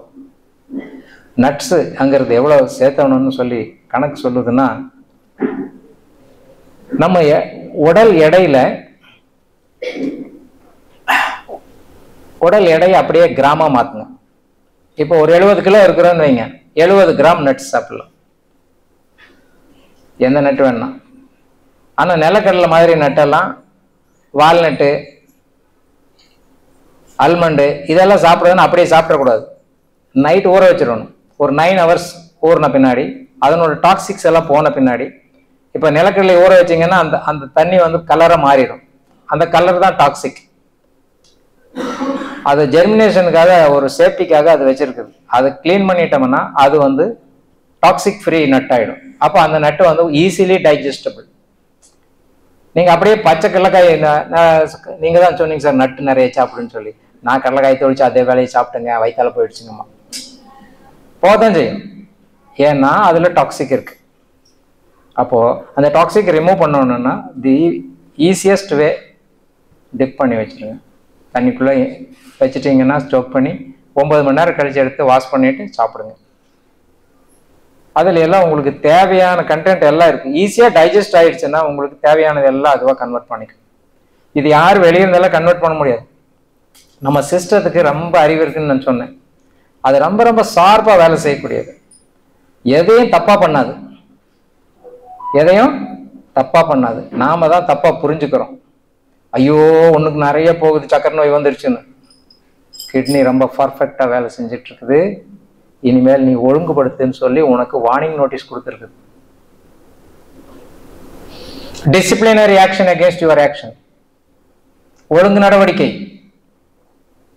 வயிறு வலிக்குது, தோள்பட்டை வலிக்குது, நெஞ்சு வலிக்குது, எங்க வலிச்சாலும் அங்க ஏதோ ஒரு நடக்குது அப்படிங்கிறத நமக்கு வார்னிங் சொல்லி இருக்குது. அப்ப என்ன செய்யணும் அப்படிங்கிறத நமக்கு சொல்லுது. வலி வந்தா, தலையில வலி வந்தா என்ன பண்ணுவோம், நம்ம எதையும் செய்ய முடியாது. தைலம் போடுறதுங்கிறது வைத்தியம், அது எஸ்கேபிசம். நான் என்ன சொல்றேன், புரிஞ்சுக்கணும்னு சொல்றேன். ஏன் தலைவலிச்சது, யார் என்ன திட்டிவிட்டான், என் மனசு எப்படி சங்கடப்பட்டுச்சு, எதனால சங்கடப்பட்டுச்சு, தேவையா இந்த சங்கடம் எனக்கு, அவன் திட்டினா அவன் திட்டிட்டு போறான், நீ எதுக்கு சங்கடப்படணும். இந்த தெளிவு நமக்கு வேணுமா வேண்டாமா? இல்ல வெயில்ல சுத்தின அதனால தலைவலிச்சது, சரி இனிமேல் வெயிலுக்கு போகும்போது கொடையோட போவோம், ரொம்ப வெயிலா இருந்தா வெளியே சுத்த வேண்டாம். இல்ல 2 நாளா டாய்லெட் போகவே இல்லை, தலைவலிக்குது. ஏன் டாய்லெட் போகல, நான் ஒழுங்கா சாப்பிடல, ஒழுங்கானதை சாப்பிடல. இதுதானே நமக்கு அனலைசிங் மைண்டு. இதைத்தான் செய்யணுமே தவிர தைலம் போடுறதோ மாத்திரையை போடுறதோ இது எஸ்கேபிசம். அப்போ வலிங்கிறது நமக்கு நோட்டீஸ் கொடுக்குது, வான் பண்ணுது. எல்லா வலிகளும், வலிக்கு பின்னாடி வாந்தியா பேதியா நடக்கலாம், வலிக்கு பின்னாடி வேர்க்கலாம், வலிக்கு பின்னாடி யூரின் போகலாம், வலிக்கு பின்னாடி மோஷன் போகலாம். அப்போ இதெல்லாமே வார்னிங் நோட்டீஸ். அடுத்தது காய்ச்சல். காய்ச்சல் பார்த்து ரொம்ப பயப்படுறோம் நம்ம. அதுவும் நிறைய பேரெல்லாம் வச்சிடுறோம். குரங்கு காய்ச்சல், பறவை காய்ச்சல், பன்னி காய்ச்சல், வவ்வால் காய்ச்சல், இப்ப கடைசியா கொரோனா காய்ச்சல், கொசு காய்ச்சல்னு சொல்லி எல்லா காய்ச்சல் பேர் வச்சிருவோம். மனுஷன் மட்டும் காய்ச்சல் கிடையாதுன்னு பாருவார் டாக்டர் பஸ்லூர் ரஹ்மான். அவரது அக்குபஞ்சரை மீட்டெடுத்தவர், அவர் ஒரு ஆங்கில மருத்துவர். அப்ப காய்ச்சல்னா என்னன்னு மருத்துவர்களுக்கு தெரியும். மருத்துவ உலகத்துக்கு தெரியும். ஆனா அந்த காய்ச்சல் அவங்க என்ன பண்றாங்கன்னா தான் பயங்கர தமாசா இருக்கு. Fever is the highest immune systems reflection சொல்லி அவங்க படிச்சிருப்பாங்க, அவங்க சிலபஸ்ல இருக்குது. நோய் எதிர்ப்பு சக்தியின் உச்சக்கட்ட வேலை தான் காய்ச்சல் அப்படின்னு தமிழ்ல புரிஞ்சுக்கோங்க. நோய் எதிர்ப்பு சக்திங்கிறது உங்களுக்கு நோய் வந்துருச்சா, நோய் எதிர்த்து போராடுற சக்தி உங்களுக்கு உச்சமா வேலை செய்யுதுன்னு அர்த்தம்னா, அப்ப அதைய என்ன பண்ணணும்? பாதுகாக்கணுமா வேண்டாமா? நோய் எதிர்ப்பு சக்தியை பாதுகாக்கணும் இல்ல? நோய் எதிர்ப்பு சக்தியை பாதுகாக்கிறத விட்டுட்டு காய்ச்சலுக்கு மருந்து கொடுக்கறதோ அல்லது காய்ச்சலை உடனே குணப்படுத்துறேன்னு நம்ம வைத்தியம் பண்றதோ சரியான விஷயமா தவறான விஷயமா நீங்களே சிந்திச்சு பாருங்க. நீங்க எப்போ ஒரு காய்ச்சலுக்கு நீங்க வைத்தியம் பண்றீங்களோ அப்பவே உங்களுடைய நோய் எதிர்ப்பு சக்தி பலவீனமாயிருது, நோய்கள் உள்ள உட்கார்ந்து செட்டில் ஆயிடுது, நிறைய அடுத்தடுத்த நோய்கள் வர ஆரம்பிச்சிருது. இப்ப காய்ச்சல்ங்கிறது எதுக்காக வருது அப்படின்னு சொல்லி கொஞ்சம் பிராக்டிக்கலா திங்க் பண்ணி பார்த்தோம்னா, நாம சாப்பிட்ட சாப்பாடு செரிமானம் ஆகாம ஒரு பகுதி நிக்குமா நிக்காதா? இந்த பகுதி எல்லாம் என்ன பண்ணும்னா வெளியே தள்ள முடியாத ஒரு சந்தர்ப்பம் ஏற்பட்டா உள்ளேயே எங்கேயோ ஒரு பக்கத்துல லோடாகி நிற்கும். அது சளியா இருக்கலாம், அது கிட்னில கல்லா இருக்கலாம், இல்ல ஒரு இடத்துல கட்டியா இருக்கலாம், இல்ல சொரியா கூட வரலாம், இல்ல மண்டையில நீரா சேரலாம். இப்ப இதெல்லாம் வெளியே போகணுமா உள்ள இருக்கணுமா? வெளியே தான் போகணும். ஆனா சீக்கிரம் வெளியே வரமாட்டேங்குது, ஏன்னா அது ஒட்டிட்டு இருக்குது. இப்ப அதை சூடு பண்ணா சீக்கிரம் வெளியே வந்துடுமா இல்லையா? அந்த சூடு டெக்னாலஜி தான் நம்ம உடம்புக்குள்ள மிகப்பெரிய ஆற்றலா உஷ்ணத்தை உண்டாக்குது. எங்க நீங்க காய்ச்சல் உண்டாக்குங்க பார்க்கலாம், உண்டாக்க முடியாது. அது எப்போ உண்டாக்கணும், எப்படி உண்டாக்கணும்னு சொல்லி அதுக்கு தெரியும். நீங்க சாப்பிட்டுக்கிட்டே இருந்து நீங்க வேலை செஞ்சுக்கிட்டே இருந்து ஓய்வே கொடுக்காம இருந்தா காய்ச்சலே வராது. ஏன்னா உயிர் சக்தி பாலா போச்சுன்னு அர்த்தம். நீங்க கொஞ்சம் ரெஸ்ட் எடுங்க, நீங்க கொஞ்சம் சாப்பாடை கட் பண்ணி பாருங்க, உடல் லேசா வெதுவதுன்னு சூடாகும். அப்போ அந்த கழிவுகளை நீக்கிறதுக்கு அது ஒரு வாய்ப்பா எடுத்துக்கும். நீங்க ஓய்வு எடுக்கும்போது உயிர் சக்தியினுடைய உச்சம் நல்ல வேலை செய்யும். அதுக்குதான் உடல்நலம் சரியில்லையா ஓய்வு எடுன்னு சொன்னாங்க. காய்ச்சல் வரும்போது பாருங்க நமக்கு மிக அழகா கைட் பண்ணுது, கீப் குவைட் வித்தவுட் டயட்னு சொல்லி. வாய் கசப்பா இருக்கும், எது சாப்பிட்டாலும் பிடிக்காது, சப்புன்னு இருக்கும், ஒமட்டிட்டு வரும், உண்டா இல்லைங்களா? நாம என்ன பண்ணுவோம், பஞ்சத்துல இருந்து வந்தவங்க நாட்ட கஞ்சி வச்சு குடிப்போம். யோ, கஞ்சி பஞ்சத்துல இருக்கிறவங்க குடிக்க வேண்டியது, நாம எது குடிக்கணும்? அப்ப என்னதான் செய்யலாம்? வாய் கசப்பா இருக்குல்ல, வலுவலுன்னு இருக்குல்ல, ஒண்ணும் வேண்டான்னு சொல்லுது. கண்ணு திறக்கவே முடியல, அப்பதான் நம்ம டிவியாவது போட்டு பாக்குறேன்பா. கை ஒண்ணும் பண்ண முடியல, மடக்க முடியல, நீட்ட முடியல, பேப்பர் கொடு நான் பாக்குறேன், என்னவோ நாடாளுமன்றத்தில் இவருதான் உட்கார்ந்து பேசுற மாதிரி பேப்பர் படிச்சுட்டு போய் அவ்வளெல்லாம் பண்ணுவாங்க. பண்றோமா இல்லையா? பண்ணி பார்ப்போம். ஆனா உண்மையிலேயே காய்ச்சல் வரும்போது உங்க டோட்டல் சிஸ்டத்துக்கு ஓய்வு கொடுத்தா அந்த உள்ள இருக்கக்கூடிய உயிர் சக்தி உள்ள கிளீன் பண்ணி தூக்கி வெளியே போடும். இப்படி எல்லாம் வெளியே போட்டு நான் சில அனுபவங்களை உங்க மாதிரி இருக்கிறவங்க கிட்ட நான் பெற்ற அனுபவத்தை ஒரு சின்ன 2-3 விஷயத்த சொல்றேன். ஒருத்தருக்கு 2003 ஏப்ரல்ல அவருக்கு பைபாஸ் பண்ணணும்னு சொல்லிட்டாங்க. கோத்தகிரியிலிருந்து வந்தவர் குமார்ன்னு சொல்லி. இந்த அக்குபஞ்சர் ட்ரீட்மெண்ட் கொடுத்ததும் பயங்கர ஃபீவர் வந்துருச்சு. 7 நாள் ஃபீவர் குறையவே இல்லை. கொண்டு போய் ஒரு பர்டிகுலர் ஹாஸ்பிட்டலில் சேர்த்துட்டாங்க. 3 நாளாக அவங்க என்னெல்லாம் மருந்து கொடுத்து பார்த்தாங்க. இதுக்கு மேலே என்கிட்ட மருந்தே கிடையாது காய்ச்சலுக்கு அப்படின்னு சொல்லி அவங்களே பேசிக்கிறாங்க. இவருக்கு ஞானவே இல்லைன்னு நினச்சிக்கிட்டு அவங்க பேசிட்டு இருக்கிறாங்க. 3ஆவது நாள் ஒன்றும் பண்ண முடியல, அது காய்ச்சல் தானாக காணாமல் போயிடுச்சு. 4ஆவது நாள் அப்புறம் எல்லா டெஸ்ட் எடுத்து பார்த்துருக்காங்க. அந்த நேரோ விஷன் இண்டெக்ஸ்ன்னு சொல்லுவாங்க இல்லையா, அந்த கரோனரி ஆர்டரி டிசீஸ், அதாவது ரத்த குழாய்கள் உள்ள அடைச்சிருக்கு, அதுக்கு தான் பைபாஸ் சர்ஜரி பண்ணுவாங்க. அந்த காய்ச்சல் முடிஞ்சது அவர் பைபாஸ் சர்ஜரியே தேவையில்லை, இனிமேல் உனக்கு ஒன்றும் தேவையில்லை, எல்லா ட்ரீட்மெண்ட் டெஸ்ட்ல இருந்து எல்லா டெஸ்ட்டும் நல்லா இருக்குது, எவ்ரிதிங் இஸ் ஓகே அப்படின்னு சொல்லி திருப்பி அனுப்பிச்சிட்டாங்க. அவர் 2023 தான் இருக்கிறார். 2023 அதுக்கு பின்னாடி அவருக்கு ஆப்ரேஷனே பண்ணிக்கலாங்கிறதுக்காக நான் சொல்றது இது ஒண்ணு. இன்னொன்னு, ஸ்பிளீன்ல கல்லு நாமெல்லாம் பித்தப்பையில கல் கேள்விப்பட்டிருப்போம், கிட்னியில் கல் கேள்விப்பட்டிருப்போம். இந்த மண்ணீரல்ல கல் கேள்விப்பட்டிருக்க மாட்டோம். மண்ணீரல்ல கல் இருக்குதுன்னு சொல்லி ஒரு ஸ்டூடெண்ட், அவர் பிஇ ஜாயின் பண்ணிட்டாரு, இருக்கிற காசெல்லாம் கொட்டிட்டு. ஆனா அவர்னால உடம்பு சரியில்லாம காலேஜுக்கு போக முடியல. ஃபர்ஸ்ட் இயர்லயே 2.5 லட்சம் ரூபா செலவழிச்சா அந்த ஸ்பிளேனை கட் பண்ணிட்டு அந்த கல்லை எடுத்துடலாம், அதையும் எக்டமி பண்ணி எடுத்துடுவாங்க அப்படின்னு சொல்லிட்டாங்க. பட் ட்ரீட்மெண்ட் அக்குபஞ்சர்ல பண்ணனதுமே மறுநாள் அவருக்கு ஃபீவர் வந்து வாந்தி ஆச்சு பாருங்க. அவ்வளவு சளி வந்தது, சளிக்குள்ள அந்த கல் வந்துருச்சு. அனாட்டாமிக்கலா ஸ்பிளேன்ல அப்படி ஒரு ஓப்பனிங்கே இருக்காதுன்னு சொல்லிதான் நம்ம மருத்துவம் சொல்லும். அனாட்டாமி படிச்சவங்களுக்கு தெரியும். ஆனா அது எப்படி உருவாக்குது? அதுதான் அந்த அறிவு. உயிராற்றலுக்கு ஒரு அளப்பரிய ஆற்றல் அறிவு இருக்கு. இது மாதிரி கிட்னி ஸ்டோன், இது மாதிரி சோரியாசிஸ் உட்கார்ந்து 1/2 கிலோ கொட்டும். காய்ச்சல் வந்தா மறுநாள் அதெல்லாம் காணாம போகுது. அப்ப காய்ச்சலுங்கிறது நோய் எதிர்ப்பு சக்தியினுடைய உச்சக்கட்ட வேலைன்னு தெரிஞ்சுக்கிட்டா அந்த காய்ச்சலை நம்ம எப்படி பக்குவமா பார்த்துக்கிறது அப்படின்னா, இப்பதான் நம்ம அந்த 18ஆம் நூற்றாண்டுல அந்த ஹாஸ்பிட்டல் முன்னாடி வச்சிருந்த ஆரஞ்சு பழம் நமக்கு ஞாபகத்துக்கு வரணும். ஆமா, எதுக்காக வச்சிருக்கிறாங்க?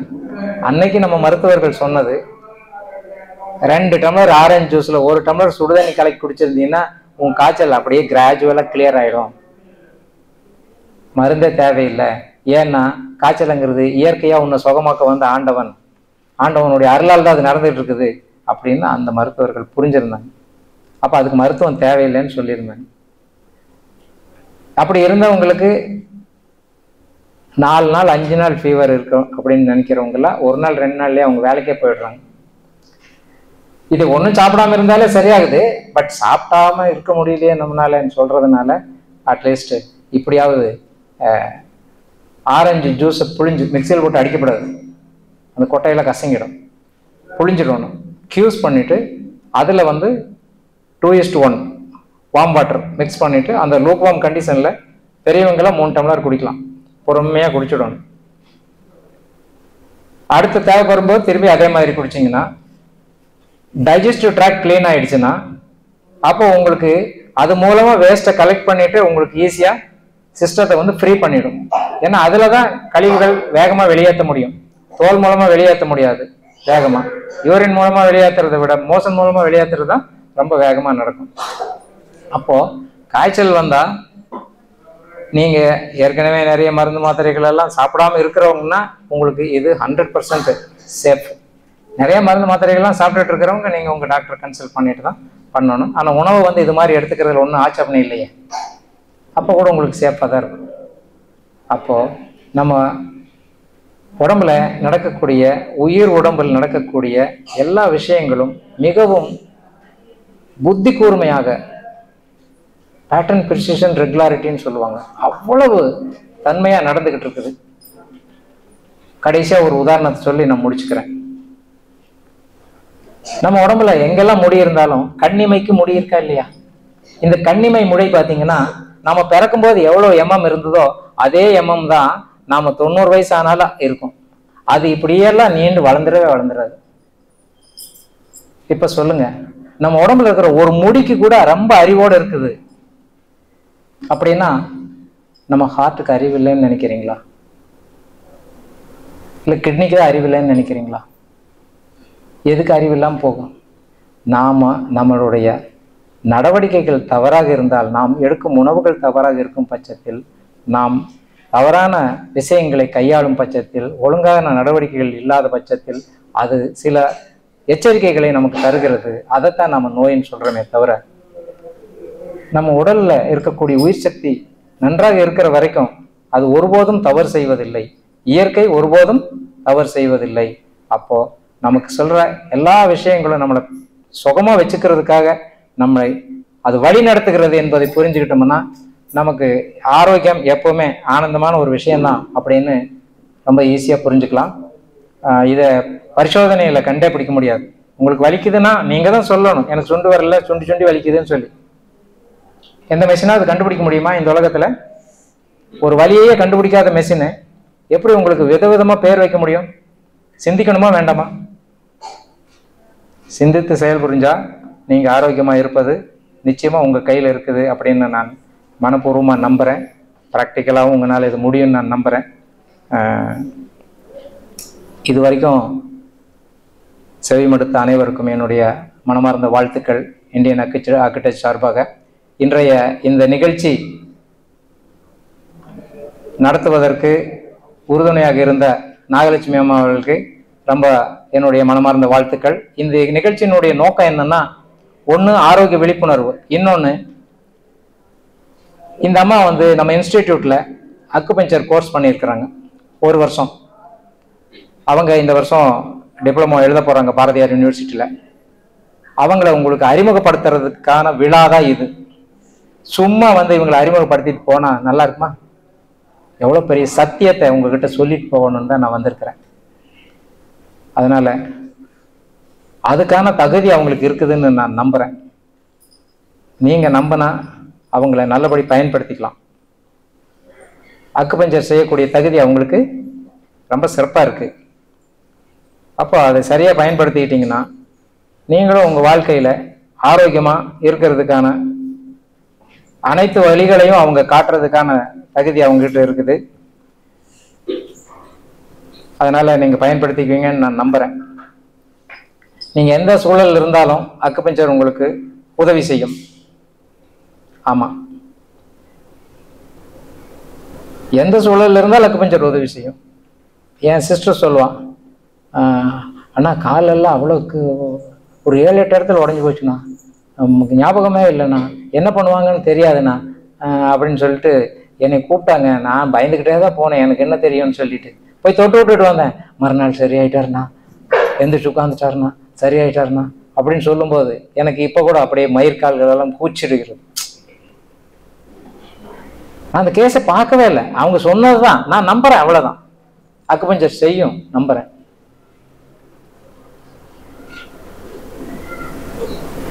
எண்ணற்ற எவிடன்ஸ் சொல்லிட்டே போகலாம், ஆனால் அதுக்கான நேரம் இது இல்லை. நீங்களும் உங்களுடைய உடம்புல இருக்கக்கூடிய இந்த சக்தியை பாழாக்காம இருக்கணும்னா, இயற்கையா உங்களுடைய சக்தியை ஒழுங்குமுறைப்படுத்தணும்னா அதுக்கு ஒரே வைத்தியம் அக்குபஞ்சர் தான். அதாவது அக்குபஞ்சர்ங்கிறது வந்த பின்னும் காக்கும், வரும் முன்னும் காக்கும். அக்குபஞ்சரால் 10,000 நோய்களையும் சுகமாக்கக்கூடிய வாய்ப்பு இருக்கிறது என்பதை அக்குபஞ்சர் வல்லுநர்கள் சொல்லியிருக்கிறாங்க. 10,000 நோய்க்குறிகளையும்.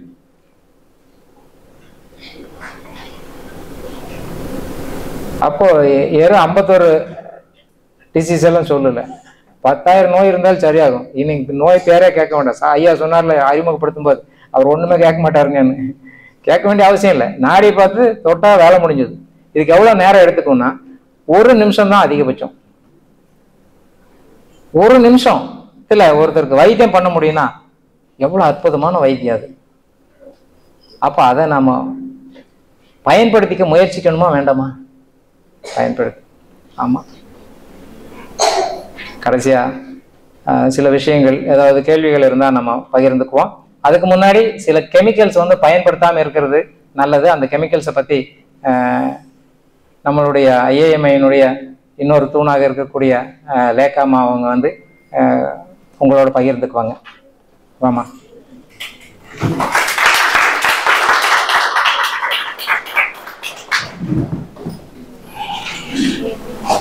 அனைவருக்கும் வணக்கம். இந்த வாய்ப்பளித்த இந்த குழுக்கு வந்து நன்றி சொல்லிக்கிறேன், கடவுளுக்கு நன்றி சொல்லிக்கிறேன். ஸோ கெமிக்கல்ஸ் ஐயா சொன்னாருங்க. ஸோ நம்ம காலையில இருந்து என்னென்ன யூஸ் பண்றோம் அப்படிங்கறது இருந்து ஆரம்பிக்கலாம். காலையில எழுந்திரிச்சோன்னா நம்ம முதல்ல என்ன பண்றோங்க? ப்ரஷ் பண்றோம். அதுக்கு என்ன யூஸ் பண்ணிட்டு இருக்கோம்? பேஸ்ட் யூஸ் பண்ணிட்டு இருக்கோம். ஸோ பேஸ்ட்ல என்ன இருக்கு நம்ம யோசிச்சிருக்கோங்களா? குழந்தைங்களுக்குன்னா அவங்களா போட்டாங்கன்னா ஃபுல்லா ஆக்சுவலி ஒரு பீனட் சைஸ் இருந்தா போதும்னு சொல்லுவாங்க. பட் குழந்தைங்க என்ன பண்ணுவாங்கன்னா அறியாம அதை ஃபுல்லா போட்டு ப்ரஷ் பண்றோம். பட் அதுல என்ன இருக்குன்னா எண்ணற்ற கெமிக்கல்ஸ் தான். ஸோ ஃப்ளூரைட்ஸ், அது போக முதல்ல பார்த்தீங்கன்னா நிக்கோட்டின் வந்து யூஸ் பண்ணிட்டு இருந்ததா சொல்றாங்க, பட் இப்போ இல்லைன்னு சொல்றாங்க. பட் அதெல்லாம் எதுக்காக யூஸ் பண்றாங்க அப்படின்னா ஃப்ளூயிட்ஸ் வந்து ஒரு கிளீனிங் ப்ராப்பர்ட்டி. அண்ட் நிக்கோட்டின் பார்த்தீங்கன்னா நம்ம பேஸ்ல வந்து ஒரு சிகரெட் நம்ம அடிக்கிற இதுல வந்துட்டு 19 சிகரெட், அதாவது நீங்க ஒரு டைம் யூஸ் பண்ற பேஸ்ல வந்துட்டு 19 சிகரெட்ஸ் நம்ம யூஸ் பண்ற அளவுக்கு அதுல நிக்கோட்டின் இருந்ததா சொல்றாங்க. பட் இப்பவும் நம்ம நிறைய கம்பெனிஸ் இல்ல பேன் பண்ணிட்டாங்கன்னு சொன்னாலுமே அது வந்து உண்மையா நமக்கு தெரியாது. ஸோ எதுக்காக இது ஃபுல்லா அடிக்ஷன். நீங்க இப்போ ஒரு பிராண்ட் யூஸ் பண்ணிட்டீங்க அப்படின்னா தொடர்ந்து நம்ம அதே பிராண்ட் தான் நம்ம சூஸ் பண்ணுவோம். எதுக்காகனா அந்த ஃபிளேவர் நம்மளுக்கு வந்து அடிக்ட் பண்ணிடும். அதே மாதிரிதான் நம்ம காஃபி டீ எடுத்துக்கிட்டாலும் அதே மாதிரிதான். ஸோ அதுலயும் நிக்கோட்டின் இருக்குன்னு எல்லாத்துக்குமே தெரியும் இல்லைங்களா. ஸோ இது எல்லாமே என்னென்ன பேசிஸ்னா அடிக்ஷனுக்காக மட்டும்தான். ஸோ அதுக்கு மாறா நம்ம என்ன யூஸ் பண்ணலாம் அப்படின்னா சாதாரண நீம் லீஃப் கிடைச்சா ரொம்ப பெட்டர். அதுக்கு வாய்ப்பு நிறைய பேருக்கு இருக்காது. ஸோ சாதாரணமா நீங்களே வீட்டில் வந்து தயாரிச்சுக்கலாம். என்னென்ன அப்படின்னா மஞ்சள், கிராம்புத்தூள், கடுக்காய் பொடி. கடுக்காய் பொடி வந்து உங்க சித்தா ஸ்டோர்ல அந்த கதர் பவன்ல கேட்டீங்கன்னா உங்களுக்கு கிடைக்கும். அப்படி இல்லை இந்த மூணையும் மிக்ஸ் பண்ணிக்கலாம். கூட கல்லுப்பு கொஞ்சமா இதை மிக்ஸ் பண்ணிட்டு நீங்களா தயாரிச்சுக்கலாம். அப்படி இல்லைன்னா கதர் பவன் அந்த மாதிரி போனீங்கன்னா ரொம்ப பேசிக் வச்சு அவங்க நெல் அதெல்லாம் வச்சுட்டு ஒரு 4-5 வெரைட்டி வச்சிருப்பாங்க. ஸோ அதை நீங்க சூஸ் பண்ணி ஆப்ஷனா யூஸ் பண்ணிக்கலாம். நெக்ஸ்ட் வந்து நம்ம யூஸ் பண்ற சோப் அண்ட் ஷாம்பு. ஸோ இதுலயுமே அதே மாதிரிதான் நிறைய நம்மளுக்கு கெமிக்கல்ஸ் இருக்கு. ஸோ SLS வந்து மெயின். ஸோ இது வந்து என்னன்னா நம்மளுக்கு வந்து கேன்சர் ப்ரொடியூஸ் பண்ற ஏஜென்ட். இது ஒண்ணு. இது மாதிரி பலது இருக்கு. இன்னொன்னு என்னன்னா இது யூஸ் பண்றதுனால நம்மளுக்கு என்ன ஆகுது அப்படின்னா நம்ம குளிக்காம இருக்கோம்னா நெக்ஸ்ட் டே பாத்தீங்கன்னா ஒரு ஈரத்தன்மை ஒரு எண்ணெய் பிசுப்பு நம்மளுக்கு எப்பவுமே உடம்பு இருந்துட்டே இருக்கும். ஆனா இந்த ஷாம்பு சோப் யூஸ் பண்ணும்போது பாத்தீங்கன்னா கம்ப்ளீட்டா அந்த ஈரப்பசை வந்து தொடச்சி எடுத்துரும். ஸோ அதனால என்ன ஆகுது அப்படின்னு பாத்தீங்கன்னா அந்த ஈரப்பசை வந்து எதுக்காக அப்படி நம்ம நேச்சுரலா நம்ம பாடி செக்ரேட் பண்ணுதுன்னு பாத்தீங்கன்னா நம்ம பிரபஞ்ச சக்தியை வந்து ஈர்க்கிற தன்மை நம்ம இந்த ஈரப்பதம் இருந்தா மட்டும்தான் கிரகிக்கிற அந்த தன்மை வந்து ரொம்ப அதிகமா இருக்கும், ஆற்றல் அதிகமா இருக்கும்.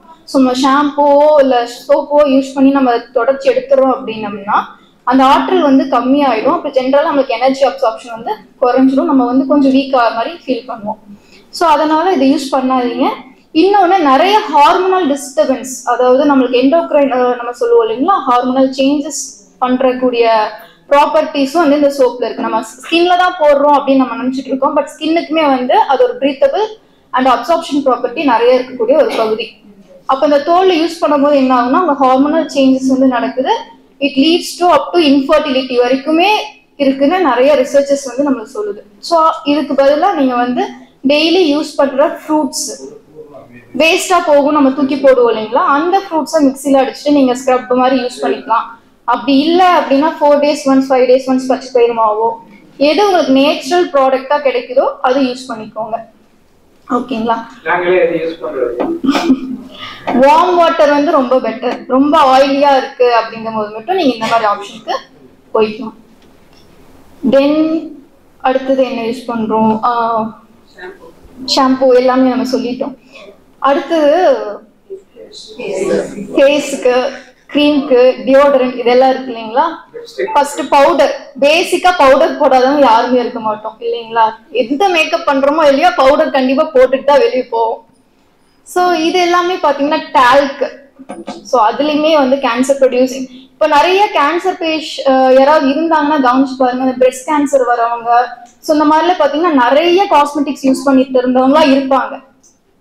அதிகமா காஸ்மெட்டிக்ஸ் யூஸ் பண்ணாதவங்களுக்கு டக்குன்னு அந்த கேன்சர்ஸ் வராது. நீங்க ரிலேட் பண்ணி பாருங்க, உங்களுக்கு தெரியும். லிப்ஸ்டிக்ஸ், நெயில் பாலிஷ், தென் எல்லாமே ஃபேஷுக்கு நம்ம போற க்ரீம். ஸோ இது எல்லாமே பாத்தீங்கன்னா அந்த லெட் கண்டென்ட் வந்து அதிகமா இருக்குன்னு சொல்லுவாங்க. இது எல்லாமே பாத்தீங்கன்னா கேன்சர் ப்ரொடியூஸ் பண்ற ஏஜென்ட்ஸ் தான் அதுல இருக்கிறது எல்லாமே. ஸோ குழந்தைங்களுக்குலாம் தப்பி தவறி கூட அந்த மாதிரி கொடுத்துறாதீங்க. பெரியவங்களுக்கும் சரி முடிஞ்ச அளவுக்கு அவாய்ட் பண்ண, முடிஞ்ச அளவுக்கு இல்லை அவாய்ட் கண்டிப்பா பண்ணிருங்க சரிங்களா. அது போக நேச்சுரலா உங்களுக்கு கிடைக்கும். இந்த ஓட்ஸ் பவுடர் வச்சு அன்அவாய்டபிள் சிச்சுவேஷனை நீங்க அந்த மாதிரி யூஸ் பண்ணிக்கலாம். பட் காஸ்மெட்டிக்ஸ்ன்னு எதுவுமே நீங்க யூஸ் பண்ணாம இருக்கிறது ரொம்ப நல்லது சரிங்களா. அடுத்தது டியோட்ரண்ட்ல போறோம் இல்லைங்களா, சென்ட் அந்த மாதிரி. ஸோ அதுலயுமே இதே மாதிரி தான் நம்ம ஸ்வெட் எல்லாமே கண்ட்ரோல் ஆயிடும். ஆக்சுவலி ஸ்வெட்டுங்கிறது நம்ம நேச்சுரலா வெளியே வர்றது. அது வெளியே actually one of the waste நம்ம வெளியே வர்றத நம்ம ஸ்வெட். ஸோ அதுவுமே வந்து நம்ம இதெல்லாம் போறதுனால உள்ள சப்ரஸ் ஆயிட்டு அது இன்னொரு கண்டிஷனுக்கு வந்து நம்மளுக்கு அடுத்த டிசீஸ்க்கு லீட் பண்ணும். ஸோ இது எல்லாமே அவாய்ட் பண்ணுங்க. தென் நெக்ஸ்ட் நம்ம சாப்பிட்ற உணவுப் பொருள் எடுத்துட்டோம்னா எண்ணெய்கள், நம்ம கோகனட் பத்தி சொன்னாரு சார்.